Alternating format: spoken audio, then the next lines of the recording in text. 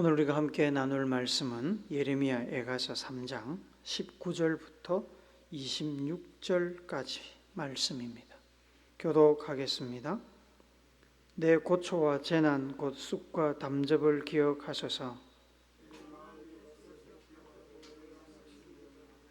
이것을 내가 내 마음에 담아 두었더니 그것이 오히려 나의 소망이 되었사오면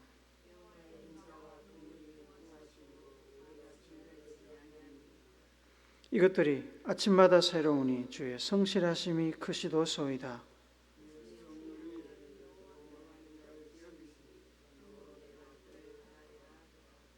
기다리는 자들에게나 구하는 영혼들에게 여호와는 선하시도다.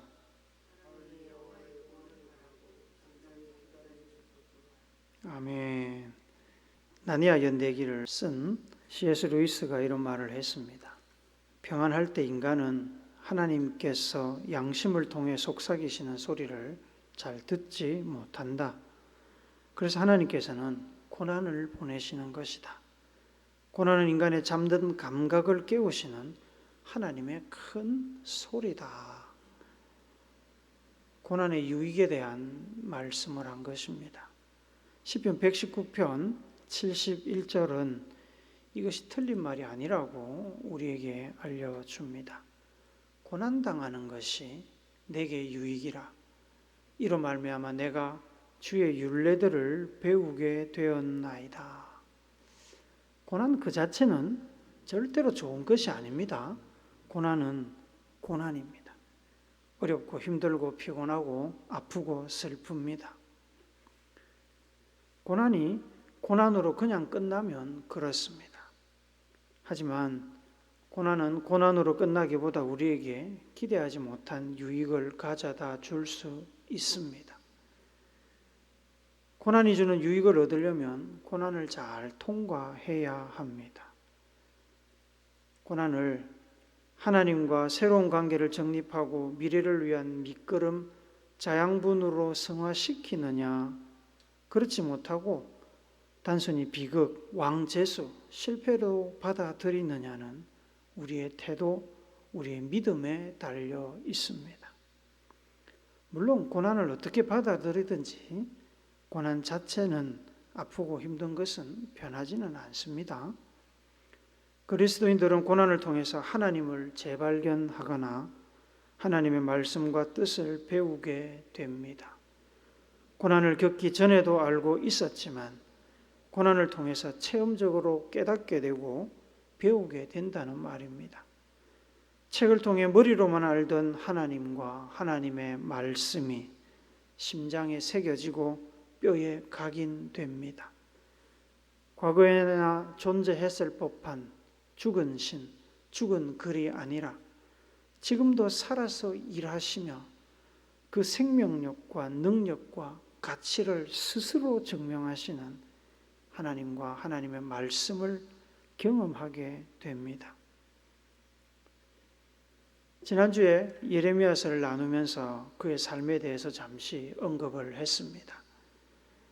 예레미야는 남유다 요시야 왕 시절부터 사역을 시작해서 남유다 마지막 왕 시드기야 때까지, 그리고 시드기야 왕이 포로로 끌려간 그 이후까지 사역을 이어갔습니다. 시드기야 왕이 바벨론 군대에 붙잡혀서 갈대아 지방으로 포로로 끌려갈 때 그와 함께 많은 남유다 인사들도 끌려갔습니다. 예레미야도 함께 끌려가다가 하나님의 은혜로 풀려나서 남유다에 남게 되었습니다. 하지만 얼마 가지 못해서 그는 애굽으로 가게 되었고 그곳에서 생을 마감했습니다. 요시야 왕 때부터 어느 시점까지 예레미야는 이스라엘 백성들의 회개와 하나님 말씀에 순종할 것을 선포했습니다. 말씀에 대한 불순종과 우상 숭배로 인해서 하나님의 인내는 한계에 도달하고 있었습니다. 예레미야는 하나님의 진노와 심판을 경고했습니다. 하지만 이 남유다 백성들은 변하지 않았습니다. 그들은 불순종과 타락에서 돌이키지 않았습니다. 결국에 하나님께서는 북이스라엘처럼 남유다를 심판하시기로 결심하셨습니다. 그때부터 예레미야 선지자는 회개를 촉구하는 말씀과 함께 이미 정해진 심판으로 인한 피해를 최소화하기 위해 하나님께서 도구로 쓰시는 바벨론 제국의 요구에 순순히 응하라는 하나님의 뜻을 전했습니다. 그때부터는 나라를 위해서 회개를 촉구하고 하나님만 붙들고 의지하는 것이 하나님 뜻이 아니라 심판에 순응하는 것이 하나님의 뜻이 되었습니다. 70년이 지나면 하나님께서 끌려간 이들을 고향으로 돌려보내시고 나라를 회복시켜 주실 것이라고 약속하셨습니다. 질문이 있습니다. 예레미야는 하나님의 말씀을 전하면서 행복했을까요? 그의 삶은 순조로웠을까요? 그렇지 못했습니다.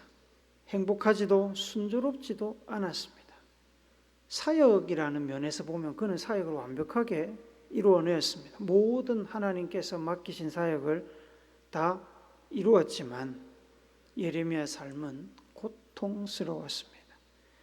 하나님의 뜻을 전하는 사명자가 행복하지 않았다는 말은 불편한 말씀일 수 있습니다. 사명 따라 열심히 목회하는 목사가 행복하지 않았다는 말과 똑같지요. 목사의 삶이 여러분 행복해 보이십니까? 행복할 때도 있고 행복하지 못할 때도 있습니다. 목회 사역이 주는 어려움 혹은 개인사에서 오는 어려움도 많이 있습니다. 여느 성도들과 똑같이 좋을 때도 있고 나쁠 때도 있습니다. 지나고 보면 모든 것이 하나님의 은혜였다고 고백하며 성도들 덕분에 행복하게 목회했다고 이야기하겠지만 그것은 끝에 가서 하는 소리고 여러분 살면서 사역 중에는 어려운 일도 많고 행복하지 않는 시절도 물론 많이 있습니다. 특히 자기가 잘못해서 문제가 생긴 것에 관해서는 말할 필요가 없겠지만 자신의 역할을 성실히 다했음에도 불구하고 어려움과 문제가 생기는 경우도 많이 있습니다. 예레미야는 세 가지 고난 속에서 살아야 했습니다. 삼중고를 겪었습니다. 그것도 단지 일시적인 고난이 아니었습니다. 그가 사역을 시작하고 난 뒤부터 평생을 따라다닌 세 가지 고난이 있었습니다. 예레미야는 그것을 19절에서 내 고초와 재난, 곧 쑥과 담즙이라고 표현을 합니다. 이 쑥은 맛있는 새순이 아니라 성숙한 쑥입니다. 약재로도 쓰이는 먹으면 입안이 텁텁하고 쓴 그 쑥을 이야기합니다. 여러분 담즙은 위에서 소화를 위해서 생성되는 산성 화합물입니다. 쓸개즙이라고도 부릅니다. 위에서 문제가 생기면 속이 쓰리고 구토를 하게 되는데 이 담즙 때문입니다. 쑥과 담즙은 예레미야가 겪은 고초와 재난이 얼마나 고통스러웠는지를 나타내는 표현입니다. 그가 평생 겪었던 가장 큰 고난, 가장 큰 스트레스는 당연히 남유다의 위기와 멸망이었습니다. 나라가 망한다는 것은 상상할 수 없는 고통이죠. 최선을 다해서 하나님의 말씀을 전하고 돌이킬 것을 왕과 백성들에게 전달했습니다만 하나님의 바람과 자기의 노력과는 상관없이 나라는 멸망의 늪으로 떨어졌습니다. 나라의 멸망이라는 뻔한 미래를 보면서 노력이 숲으로 돌아가는 것을 경험하는 것은 고통스러운 일입니다. 자기 예언대로 나라가 바벨론 군대에 의해서 점령당하고 예루살렘 성벽과 하나님의 성전이 군인들의 군합발에 짓밟히는 것을 보는 일, 왕과 지도자들과 백성들이 개처럼 끌려가는 것을 지켜보는 일은 고통스러운 일입니다. 그걸 지켜보면서 잘됐다, 꽃이다, 내가 말할 때 좀 듣지라고 웃으면서 손뼉 쳤겠습니까? 그렇지 않습니다. 그죠? 울었습니다. 슬퍼서 고통스럽게 울었습니다. 예레미야가 겪었던 또 다른 고난은 그의 주장을 겸허하게 듣지도 순종하지도 않고 오히려 배척하면서 괴롭혔던 왕과 당대 종교 지도자들, 제사장들, 그리고 가짜 선지자들의 반대와 공격 때문이었습니다. 쓴소리 한다고, 나라를 팔아먹는 소리 한다고 그를 감옥에 가두고 굶기고 죽이려고 했습니다. 육체적으로 큰 고통을 겪었습니다. 죽음의 공포를 느꼈습니다. 육체적인 고통도 고통이지만 하나님의 말씀을 듣지 않고 무시하면서 하나님과 싸우려는 그 왕과 종교 지도자들을 지켜보는 일은 가슴이 터지는 일이었습니다. 예레미야가 겪었던 또 다른 고난은 바로 하나님의 무응답입니다. 나라를 위해서, 백성들을 위해서 예레미야는 살려달라고 간절히 하나님 앞에 매달렸습니다만 하나님께서는 예레미야의 기도를 응답하지 않으셨습니다. 물론 남유다의 멸망이 하나님의 무자비나 무관심 때문이라는 말은 아닙니다. 하나님께 등 돌리고 예레미야와 다른 생각을 하는 사람들이 너무 많았습니다. 그 땅에는. 십자가 위에서 부르짖는 예수님의 고통을 외면하셨던 것처럼 하나님께서는 나라를 위해 부르짖는, 울부짖는 예레미야의 기도를 외면하셨습니다.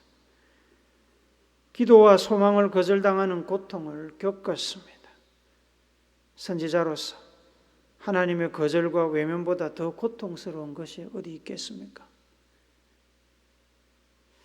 예레미야서를 보면 이러한 삼중고를 겪으며 예레미야가 느낀 절망감을 표현하고 있습니다.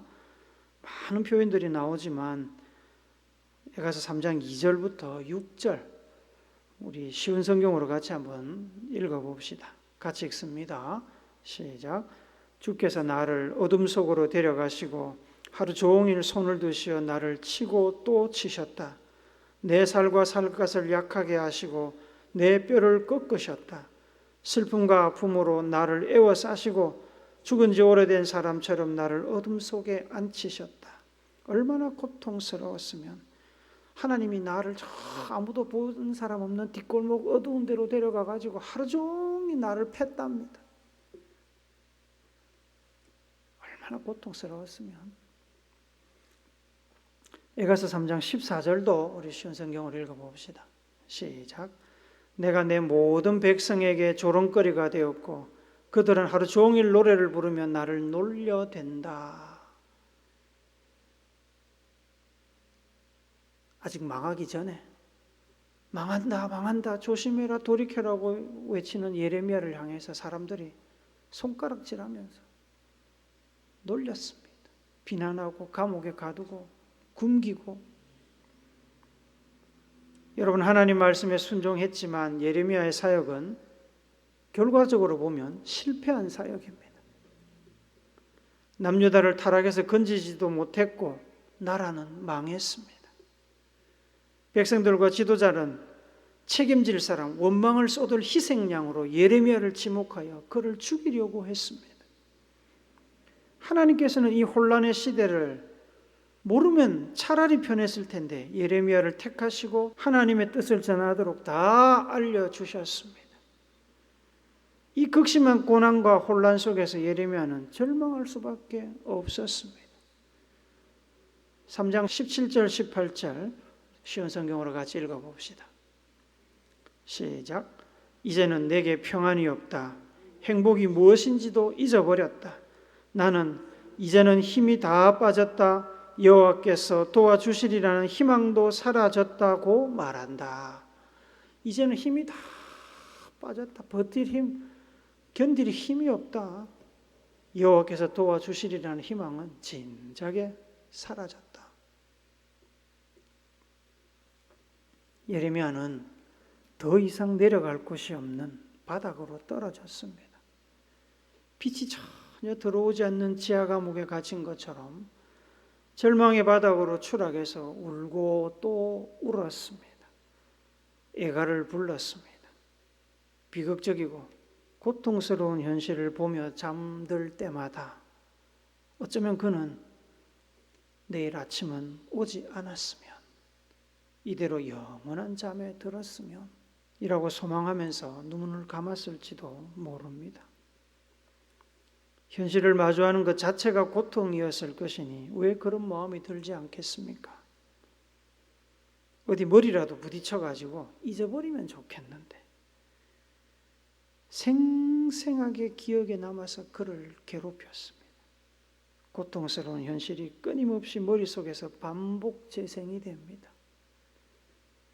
그런 생각이 마음을 사로잡아 예리한 칼날로 살을 가르는 고통으로 밀려올 때 스트레스 지수는 아마 천정을 뚫었을 겁니다. 그렇게 고통스러운 시간을 보내며 빛이라고는 찾아볼 수 없는 절망의 감옥 바닥에서 울고 있던 예레미야에게 어느 순간부터 한 줄기 빛이 스며들었습니다.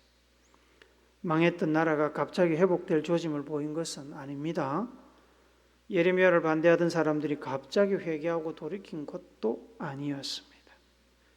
하나님께서 갑자기 나타나셔서 능력으로 예레미야를 감옥에서 끄집어내서 그냥 안전한 곳으로 옮기시고 마음의 고통을 순식간에 깨끗하게 치료해 주신 것도 아니었습니다.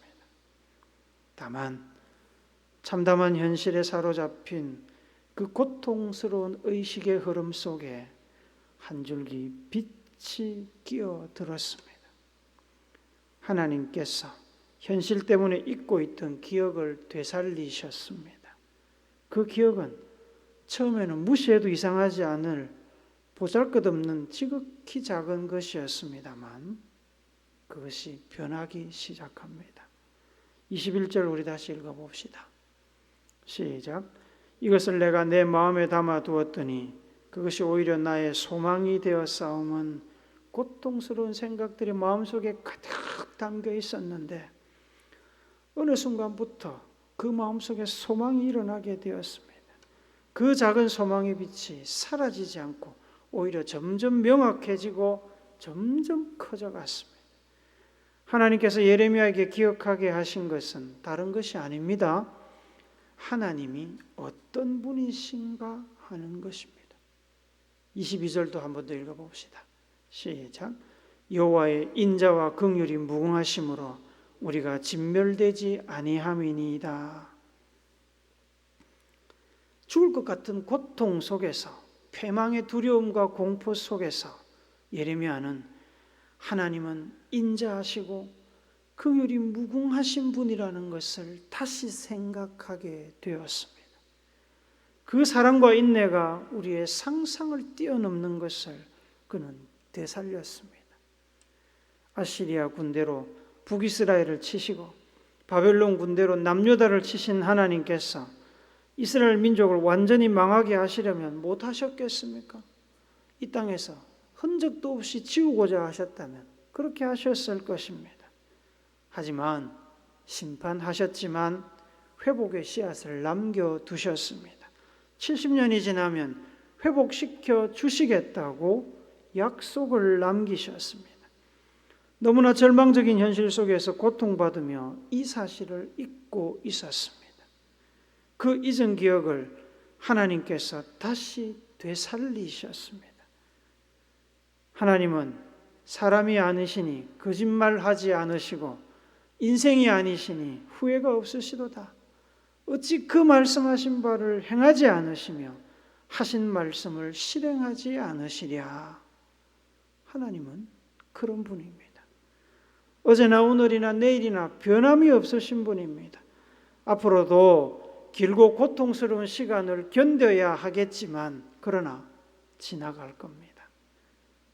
그러면 나라는 다시 회복될 것입니다. 사람들은 이 패망의 역사를 통해서 성장할 겁니다. 그 소망의 빛이 물꼬를 트고 흘러나오더니 아침마다 점점 크기를 키워갔고 절망으로 가득 찼던 마음이 소망으로 채워졌습니다. 이제 예레미야가 더 이상 보기 싫어서 회피하고 싶은 아침이 아니라 점점 명확해지는 소망을 기대하며 일어나고픈 아침이 되었습니다. 절망의 상황은 아직 변하지 않았지만, 인생의 밑바닥에 있었지만 예레미야는 소망을 품게 되었고 하나님을 찬양하게 되었습니다. 24절 25절을 같이 읽습니다. 시작. 내 심령에 이르기를 여호와는 나의 기업이시니 그러므로 내가 그를 바라리라 하도다. 기다리는 자들에게나 구하는 영혼들에게 여호와는 선하시도다. 그리고는 마침내 사람이 여호와의 구원을 바라고 잠잠히 기다림이 좋도다 라고 자신의 그 고통스러운 상황조차 하나님의 구원을 기다리는 긍정적인 시간으로 인정하기에 이르렀습니다. 히브리서 11장 1절 말씀합니다. 같이 읽어봅시다. 시작. 믿음은 바라는 것들의 실상이요 보이지 않는 것들의 증거니.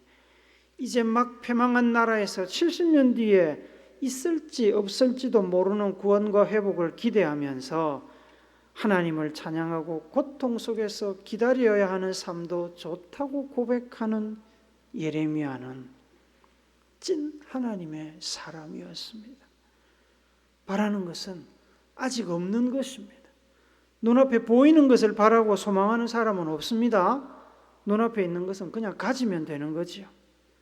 눈앞에 없는 것, 그래서 실제로 보이지 않고 손에 잡히지 않지만 믿음은 우리에게 없는 것을 있게 만들고 바라는 것을 가지게 만듭니다. 구하는 자에게 주시는 하나님은 약속을 반드시 이루시는 분입니다. 믿음의 눈이 있어야 70년 뒤에 회복과 구원을 소망하면서 기다릴 수 있습니다. 여러분이 지금 혹은 앞으로 어떤 고난을 겪고 어떤 절망적인 상황에 빠지게 된다고 해도 예레미야가 경험했던 고난과 절망 같을 수 있겠습니까? 우리에게 패망이라는, 국가의 패망이라는 그런 고통이 다시 올 수 있겠습니까?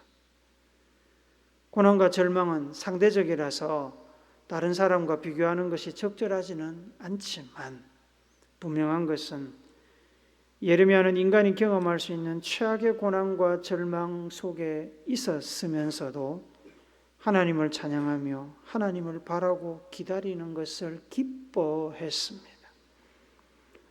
예레미야는 하나님의 뜻과 약속을 소망하면서 그 고통과 절망의 시간을 견뎠습니다. 예수님도 하나님의 뜻과 약속을 의지하며 십자가의 죽음을 견디셨습니다. 사도 바울도 모세도 다윗도 앞서 이 땅에 왔던 헤아릴 수 없이 많은 우리 믿음의 선조들도 사명을 이루기 위해서, 하나님께 순종하기 위해서 앞이 보이지 않는 고난과 절망의 시간을 묵묵히 견디며 소망 속에 살았습니다.